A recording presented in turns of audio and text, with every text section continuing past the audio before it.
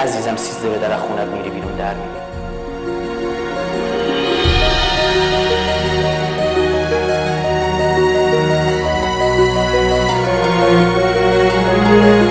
میخوای یک بار دیگه تو خونت کشته نشی.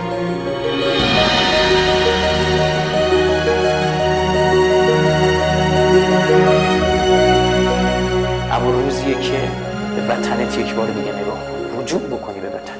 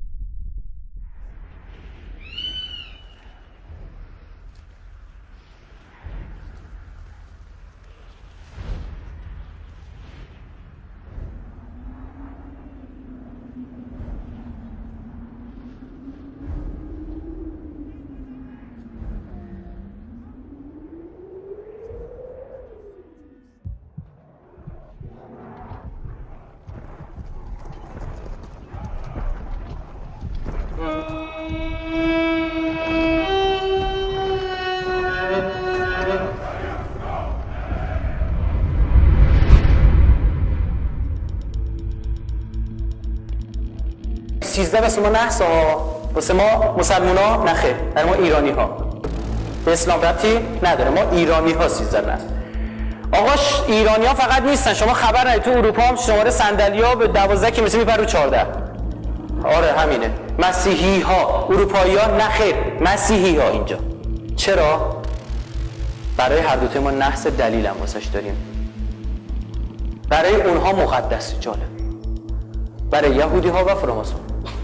چرا 13 واسه من تو نحسه؟ عرض میکنم واسه استدلال میکنم، دلیل میارم به کتاب استر از دفاتر تلمود، کتاب خود یهودی ها. اینجا هم عرض میکنم خدمتتون ها، ما صهیونیست ها و یهودی ها رو حسابشون از کلیمیان ایران جدا میدونیم. خیلی از اینها اصلا زمانی که اسرائیل این جنایت رو به بار آورد نماینده‌شون تو مجلس اعتراض کرد. این که داریم میگیم صهیونیست ها مد نظر. در زمان پادشاهی به اسم خشایارشاه، پادشاه تو عید نوروز جشن میگرفته. ما هم الان میگیم جشن میگیره، یه جشنی برگزار میکنه. خشایارشاه میخواسته به یونان هم حمله کنه. یه همسری داشته به اسم وشتی، بانوی ایران. مخالف بوده، میگفته چه دلیلی داره ما حمله کنیم به یونان؟ ما 127 تا ایالت زیر نظرمونه. یکی از این ایالت‌ها مصر بوده. میخوام عظمت امپراتوری هخامنشی ایرانی رو ببینم. 127 قبول نمیکنه. یه مشاور یهودی داشته آقای خشایارشاه به اسم مردخای. مردخای بهش میگه ببین این داره مخالفت میکنه. یهودی ها شدیداً موافق این بودن که امپراتوری ایرانی امپراتوری یونانی رو از بین ببره. چرا؟ بخاطر به یونان حمله کنه، رومیا رو از بین ببره. چرا؟ به خاطر اینکه اینها دشمنی قدیمی با هم دارن. من انسانهایی رو ندیدم به اندازه اختلاف بین یهودی ها و اروپایی ها و بعدها یهودی ها و مسیحی ها بینشون اختلاف وجود داشته باشه. همین الان هم هست. تو فرانسه الان به ژوئیف یعنی یهودی میگن فیوش، برعکس میگن، یعنی میخوان سرنگون ببیننش. متنفرن.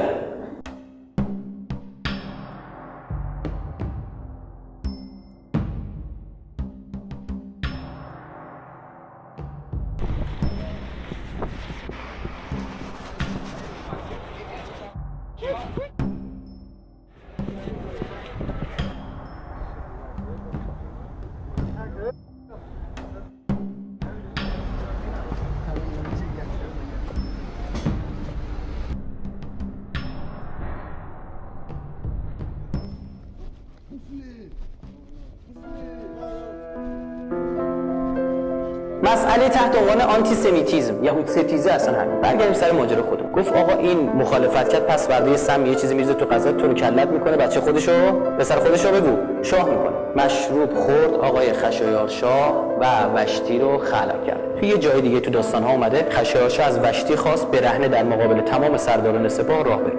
وشتی نپذیرفت. یکی از دلایلی که اصلا ایرانی‌ها مسلمان شدن شباهت‌های بسیار زیاد آیین زرتشتی با دین اسلام بود. وگرنه اگه به شمشیر می‌خواست مسلمان بشه قبلشون اسکندر حمله کرد و مغول حمله میکنه اینجا میخواد بره مسلمان بشه. اسکندر میاد ایران داشته باشه، داره میره بیرون لباس ایرانی تنش میکنه. دشتی خلق میشه. حالا شاه میتونه عزب بمونه، اونم شاه 127 تا امپراتوری زیر نظرش. مردخای یه پیشنهاد میده، میگه میریم زیباترین دختران از کل ایالت‌های ایران بزرگ جمع میکنیم، میاریم هر کدوم پسندیدی تو نه خدا خواست. آقا میرن چندین ماه طول میکشه که نهایت اتفاق 1 سال بعد تو نوروز دوباره میارن و این مردخای ملعون دختر داداش خودش به اسم هاداسا میاره میذاره قاطی کاندیداها. اسمش هم عوض میکنه، میذاره استر، به خاطر اینکه هاداسا تابلو اسم یهودی، استر اسم ایرانیه. استر میشه چی؟ ستاره، استار. میدونی که زبان فارسی و زبان لاتین ریشه واحد دارن، زبان آریایی یا هندو اروپایی. هندو اروپایی هم نگینا، به این زبان آریایی. قاطی کاندیداها میکنه. یکی از این خواجه های حرم خشایارشاه یهودیه. ترتیبی اتخاذ میکنه که این استر خانم شبا میرفته از پشت پرده برای خشایارشاه داستان تعریف میکرده. این برنامه هر شب خشایارشاه قبل خواب بوده. عمدن داستانه عاشقانه تعریف. آقا شرطی میشه نسبت به این صدا خشایارشاه. تا میاد تا صداش در میاد میگه همین. حالا با هر کلک و هر چیزی هست. آقا یهودی تو ایران چیکار میکنه؟ عرض میکنم خدمتتون. یهودی تو کنعان بودن، بخت النصر حمله کرد، اینا رو آواره کرد. کوروش که به امپراتوری رسید دوباره رفت بیت المقدس آزاد کرد. معبد سلیمان گفت دوباره بسازید. هیچ ایرادی نداره، بسازید. شما خدای یکتا رو میپرستید، ما هم خدای یکتا رو. آدم با کلاس. 2500 سال پیش. الانش گیر نمیاد. 2500 سال پیش همچه حرفی میزنه. از با اینا رو آواره کرده بخت النصر تو بابل. کوروش رو برگرد، اینا برنگشت. دیوانه بریم اونجا. اینجا امپراتوری نه. اینجا آمریکا اروپا است الان. درسته؟ ته تکنولوژی دنیا بود اون موقع، هند تکنولوژی بود. همینجا میمونیم آقا. کجا بریم؟ هر کشور از این بهتر هیچکی دروغ نمیگه. هیچکی ربا نمیگیره. هیچکس زنا نمیکنه. اینجا اصلا هر کار دلت بخواد میتونی بکنی. بگذریم به یهودیانی که دین خودشون رو مخفی بکنن و نفوذ بکنن بهشون میگن مارانوس. استر و مردخای هر دو مارانوس بودن. هامان وزیر لایق ایرانی ماجرا رو فهمید. دید بابا این زن شاه، زن جدید شاه، یه روز در میره پیش این مردخای. اول فکر کرد خائنه. بعد پیگیری کرد، دید نه بابا اینا میرن با هم صحبت میکنن. جریان چی اومد؟ پیگیری کردی بله بابا مردخای یهودی بوده، اینم یهودیه فلان. بعد اومد به پادشاه گفت اون موقع که اینا وارد امپراتوری ما شدن فاتحه امپراتوری رو خوندن. دروغ میگن، دزدی میکنن، فلان میکنن، بهمان میکنن. آقا خشایارشاه راضی کرد که اینا رو اخراج کنه. خشایارشاه راضی کرد اخراج کنه. حالا خشایارشاه ساده میاد به کی میگه؟ استرم به عموش میگه بنابراین میشه که اون اتفاق بزرگ بیفته در ایران. چه اتفاقی؟ راست و دروغش کار ندارم، کتاب خودتون نوشته. شب 12 فروردین به شاه مشروب میدن، حکم اعدام هامان و تمامی دار و دسته و اطرافیانش رو میگیرن. روز 13 فروردین این حکم اجرا میشه. 77,000 ایرانی رو قتل عام میکنه.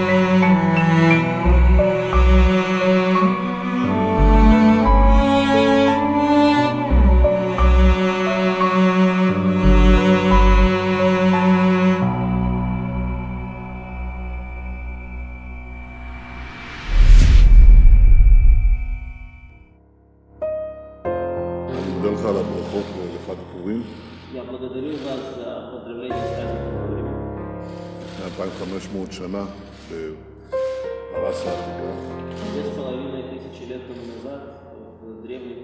היה ניסיון להשמיד את העם היהודי שלא צלח, ואותו אנחנו מציינים בחג.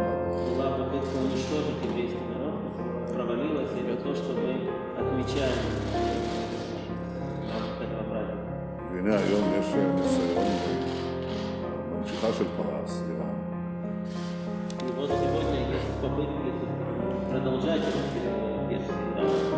להשמיד את מדינת היהודים, אומרים את זה בצורה הכי ברורה, חושבים את זה על החוקים הפלסטיניים.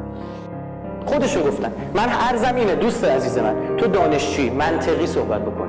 الکی داد و بیداد نکن. منطق، پژوهشی، سند، مدرک، خیالم راحت. میگم یا کشتید یا نکشتید. تو کتابتون نوشته، درسته؟ اگه نکشتید که تو کتابتون نوشتید کشتید که همه کتابتون دروغه. پس غیر اینه؟ من یه مثلا نقص پیدا کردم دیگه، درسته؟ اگرم کشتید که بیجا کردید، باید جوابشو بدید. چجوری الان یه هولوکاست رو علم کردین واسه خودتون، بابای دنیا رو بردی جلوی چششون؟ ریشی نمیتونه جلوی شما حرف بزنه؟ 77,000 ایرانی خودشون میگن 15 قوم ایران رو نابود کردیم. 77,000 ایرانی اون زمان. الان تو همدان مقبره دارن دوتاشون کنار هم دیگه. بعد از بیت المقدس مقدسترین محل برای یهودیان قبر مردخای استره. میگن بیشترین خدمت رو به ما اینا کرد. برای اینه عزیزم 13 به در خونت میری بیرون در میری. دلیلش اینه میخوای یک بار دیگه تو خونت کشته نشی. 13 به در روز دایر تنبک نیست، هست میخواد بزنی بزن، برقص خود داری. اما روزیه که به وطنت یک بار دیگه نگاه کنی، رجوع بکنی به وطنت.